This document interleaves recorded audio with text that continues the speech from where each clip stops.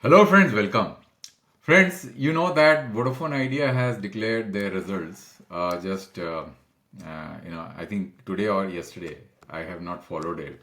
But today I was looking at the articles and I found that their share prices have tumbled.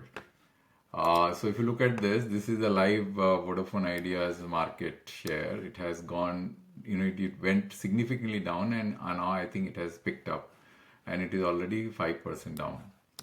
I have no clue why the shares are down. So therefore, I'm not going to comment on their financials and everything because my main focus has been on regulation and how to make the market competitive. But using the results, the quarterly results, we can point to certain trend. And I'm going to make this video very short and focused and point to certain trends of Vodafone Ideas overall business viability and business trend and where they are heading. That is the whole idea about this video. So friends, what I have done is I actually have aggregated all the KPI data of Vodafone Idea in this Excel sheet. If you see this Excel sheet right in front of you, just a minute, let me show you. So this is the Excel sheet that I have right in front of you. Here there are all the items here of the KPI, and all the KPI data has been aggregated right since 31st December 2018. So just to basically give you a little bit of depth, you see that from 2018 onwards till the last date of 31st December 2024, all KPI data has been aggregated. Now this points to certain trend. I'm not going to talk about revenues. I'm not going to talk about losses because that is the market to decide, whatever they want to make out of it, and interest causes stress. I am going to point to certain things which is completely different. This is about 4G subscribers. If you look at this number, 4G subscribers, unique tower counts, and the data volume, the total data volume, and the average data usage of 4G subscribers. Let me just do one thing. Let me just make this a little bigger so that you can see what is this. So this is there, and also I'm going to make this also a little bigger format. Where is it? So I have to go to this side. Just a minute. Give me a minute. I'll just make it a little bigger so that you guys can see what is going on. I'll just let me put a font of 9 and then I'll go to the dashboard. Here it is. So you can see the gross revenue numbers. If you look at this has been going like this and fell, and then it has picked up, right? So there is a gross revenue is fine, right? So I'm not basically looking at their OPEX, etc. 4G subscribers have gone down, and then it is going, and then it has become a little flat. Okay, what I am interested in is their unique towers, their total data volume, and their total data usage per 4G subscriber. This is going to give us a very good indication as to what is going on in their network. Now the total unique tower counts actually fell, and then it kind of stabilized, and then sharply, if you see, there is a rise here in the last quarter of FY25. So this is the last quarter FY25, Q3. You'll find that there is a significant rise in, so which means that Vodafone Idea has really done some work to increase their unique tower from 184K to 187K, which is a significant rise compared to what it was in the earlier quarters. You see, it's all flat, and suddenly you see that the numbers have increased, which is a very good sign. But what is not a very good sign is their total data volume. You see that it increased, and then suddenly it is tapering down. So if the usage in their network is increasing, and their 4G subscribers have been increasing, and they have been making investment, why their total data volume is now in the decreasing trend?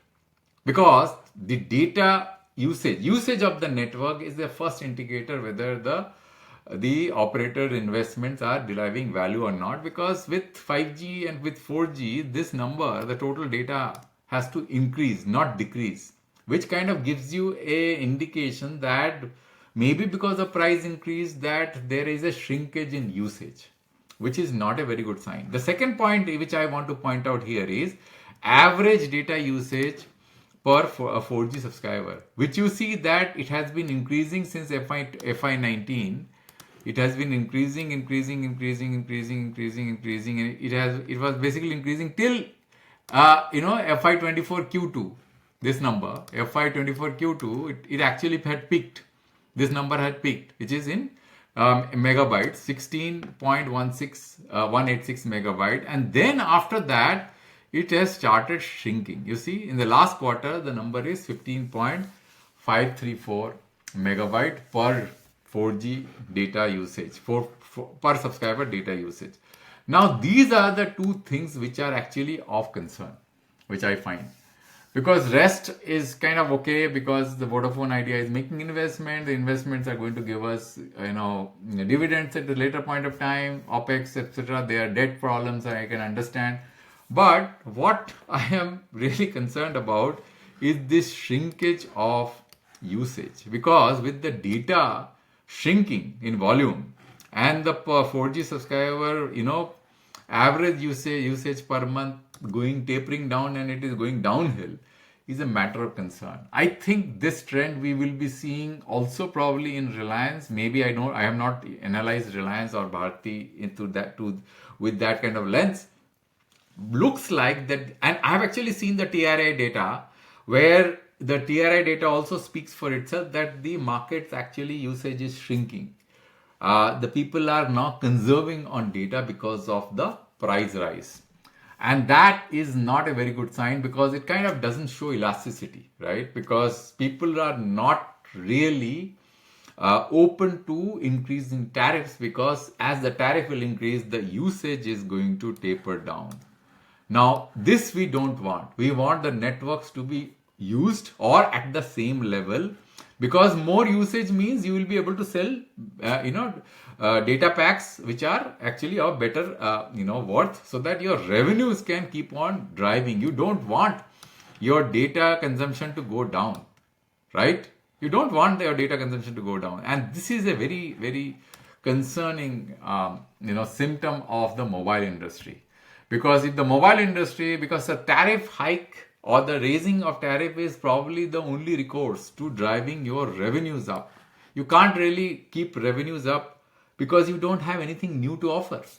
Either you put fixed line subscribers or FWAs. I understand that there the numbers increasing, the revenues can increase, because those are where people are willing to pay more.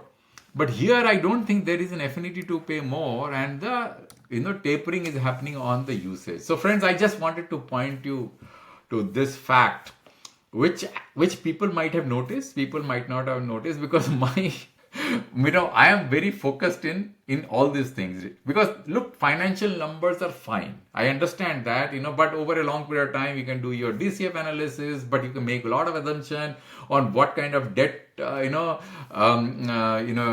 that Vodafone Idea will get. That's all fine, But the fundamentals in the market is the market's ability to pay for data and use data.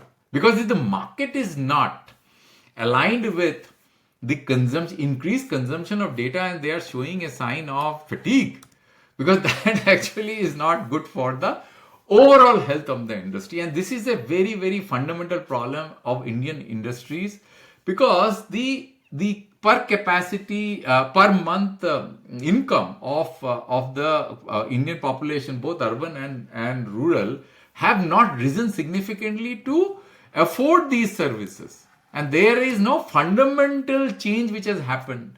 If you look at the Ministry of Statistics data, the MPC data, you will find that the numbers are. I have done in an article. I can paste in the link on the description. I really don't know. The numbers are not increasing as far as the disposable income is concerned, and that's the biggest problem as far as the mobile industry is facing. Because if you raise tariff, the consumptions are going to fall, and that might not really result in proportionate increase in revenue which we are looking at. Thank you friends for your time. I'll come back with a new video next time. Thank you very much.